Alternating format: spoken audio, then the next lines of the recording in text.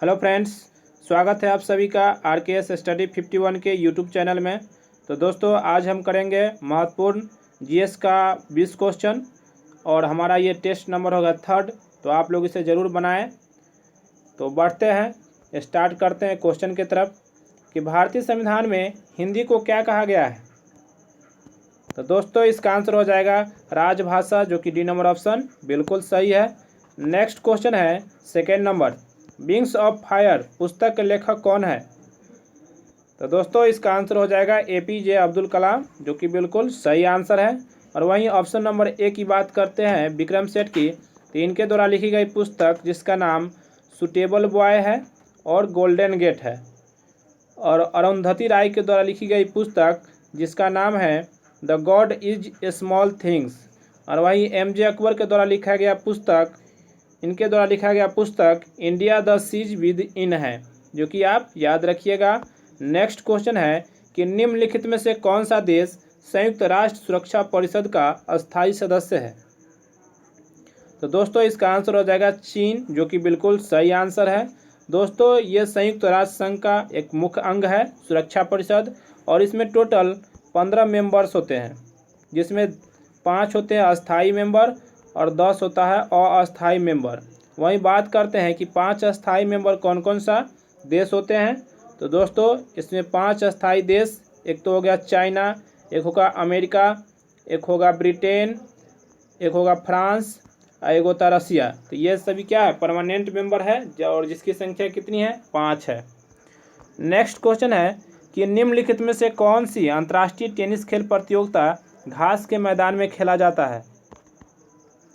तो दोस्तों, इसका आंसर हो जाएगा विंबलडन ओपन, जो कि घास के मैदान पर खेला जाता है।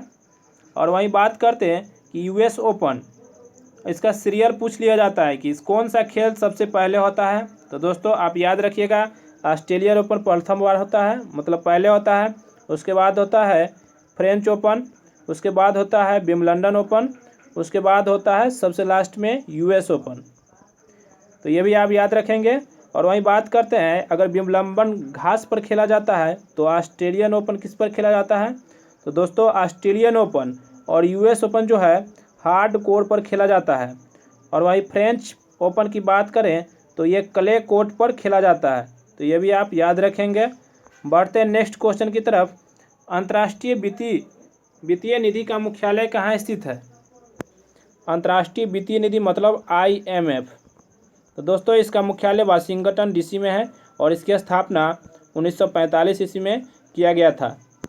नेक्स्ट क्वेश्चन है कि संविधान सभा के अस्थायी अध्यक्ष कौन थे। तो दोस्तों, इसका आंसर हो जाएगा डॉक्टर राजेंद्र प्रसाद, जो कि अस्थायी अध्यक्ष थे। और वहीं सच्चिदानंद सिन्हा की बात करें तो ये प्रथम अस्थायी अध्यक्ष थे, और इनको 9 दिसंबर 1946 ईस्वी को अस्थायी अध्यक्ष बनाया गया था। और वहीं डॉक्टर राजेंद्र प्रसाद को 2 दिन बाद 11 दिसंबर 1946 को अस्थायी अध्यक्ष चुन लिया गया था। बढ़ते हैं नेक्स्ट क्वेश्चन की तरफ। वित्त आयोग के अध्यक्ष की नियुक्ति कौन करता है।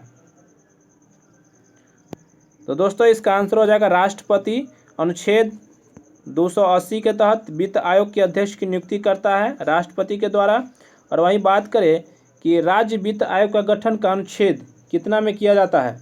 तो याद रखिएगा कि राज्य वित्त आयोग का गठन अनुच्छेद 243 के फर्स्ट के द्वारा किया जाता है। और वित्त आयोग क्या है, तो वित्त आयोग केंद्र और राज्य के करों का आवंटन करता है। इसका मुख्य काम यही है कि करों का आवंटन करना। नेक्स्ट क्वेश्चन आपके स्क्रीन पर कि राज्य में मंत्रिपरिषद सामूहिक रूप से किसके प्रति उत्तरदायी होते हैं।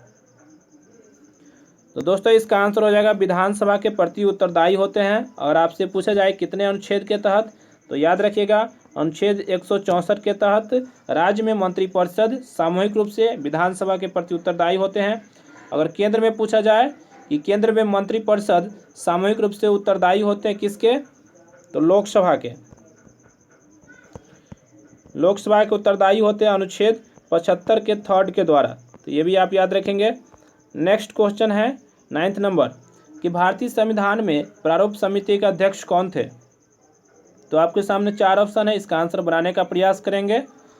तो दोस्तों इसका आंसर हो जाएगा बी आर अम्बेडकर, जो कि बिल्कुल सही आंसर है। बता दें दोस्तों, भारतीय संविधान में प्रारूप समिति का प्रारूप जो तैयार किया था उसका नाम क्या है? तो B N Rao. B N Rao को प्रारूप समिति का प्रारूप तैयार किए थे और बाद में इन्हीं को प्रारूप समिति एक सदस्य का गठन किया गया और इसमें 7 सदस्य थे, जिसमें इनका अध्यक्ष बी आर अम्बेडकर को बनाया गया था। तो याद रखिएगा, प्रारूप समिति में कितने सदस्य थे? तो 7 सदस्य थे, जिसका अध्यक्ष B R Ambedkar. Next question है कि होयसल की राजधानी क्या नाम है? मतलब होयसल वंश की राजधानी कहाँ थी? तो दोस्तों याद रखिएगा, होयसल वंश की राजधानी द्वार समुद्र थी, जो कि बिल्कुल सही आंसर है। अगर आपसे पूछा जाए कि होयसल वंश के संस्थापक कौन थे, तो याद रखिएगा विष्णुवर्धन। विष्णुवर्धन जो कि होयसल वंश के संस्थापक थे। किस व्यक्ति को द्वितीय अशोक कहा जाता है? तो दोस्तों याद रखिएगा, कनिष्क को द्वितीय अशोक कहा जाता है, जो कि सी नंबर ऑप्शन बिल्कुल सही आंसर है। नेक्स्ट है 12 नंबर क्वेश्चन, कालीबंगन किस प्रदेश में विद्यमान है? तो दोस्तों इसका आंसर हो जाएगा कालीबंगन, जो कि राजस्थान में स्थित है। और पूछा जाए कालीबंगन किस नदी के किनारे स्थित है, तो याद रखिएगा घग्गर नदी के किनारे स्थित है। और ये हड़प्पा कालीन स्थल है। और इनकी खोज किसके द्वारा किया गया? तो बीबी लाल थापर और बी के थापर के द्वारा 1961 ईस्वी में खोज किया गया। नेक्स्ट क्वेश्चन है कि कबीर के गुरु कौन थे? तो दोस्तों इसका आंसर हो जाएगा रामानंद। कबीर के गुरु कौन थे? तो रामानंद थे। चलिए जानते हैं कबीर के बारे में। तो दोस्तों कबीर का जन्म 1440 ईस्वी में वाराणसी में हुआ था। और एक क्वेश्चन पूछा जाता है कि कबीर के वाणी का संग्रह किस पुस्तक में है? तो आप याद रखिएगा, उसकी वाणी का संग्रह जो है बीजक में है, कबीर के वाणी का संग्रह। और इनकी मृत्यु 1510 ईस्वी में मगहर में हो जाती है। नेक्स्ट क्वेश्चन है कि निम्नलिखित में से कौन सी गैस उच्चतम ऊष्मीय मान रखती है? तो आपके सामने 4 ऑप्शन है। दोस्तों इसका आंसर हो जाएगा भाप अंगार गैस, जो कि बिल्कुल सही आंसर है। नेक्स्ट क्वेश्चन कि धातु तार में विद्युत धारा का प्रवाह किसके कारण से होता है? तो दोस्तों इसका आंसर हो जाएगा इलेक्ट्रॉन, जो कि ए नंबर ऑप्शन बिल्कुल सही है। धातु तार में विद्युत धारा का प्रवाह इलेक्ट्रॉन के स्थानांतरण के कारण होता है। और वहीं पूछा जाए इलेक्ट्रॉन का खोज कौन किया? तो याद रखिएगा इलेक्ट्रॉन का खोज जे थॉमसन के द्वारा किया गया। वहीं प्रोटॉन की बात करें तो प्रोटॉन की खोज गोल्डस्टीन के द्वारा किया गया। नेक्स्ट है 16 नंबर क्वेश्चन कि कंप्यूटर का दिमाग क्या है?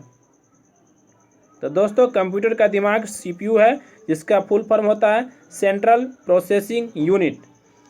नेक्स्ट है कि निम्नलिखित में से कौन ऊर्जा प्रदान नहीं करता है? तो आपके सामने 4 ऑप्शन है और इस ऑप्शन में इसका आंसर है विटामिन, जो कि ऊर्जा प्रदान नहीं करता है। और इसका आंसर क्या होगा? C number option vitamin. Next question है कि पारिस्थितिक तंत्र में नाइट्रोजन का परिसंचरण किसके द्वारा होता है? तो दोस्तों इसका आंसर हो जाएगा जीवाणु, जो कि बी नंबर ऑप्शन बिल्कुल सही आंसर है। नेक्स्ट है अपोहन का प्रयोग किस क्रिया को पूरा करने के लिए होता है? तो आपके सामने 4 ऑप्शन है, तो इसका आंसर हो जाएगा गुर्दा। नेक्स्ट क्वेश्चन है कि मनुष्य के शरीर में कुल कितनी हड्डियां हैं? तो दोस्तों इसका आंसर हो जाएगा 206 हड्डियां हैं। मनुष्य के शरीर में कुल मिलाकर 206 हड्डियां हैं।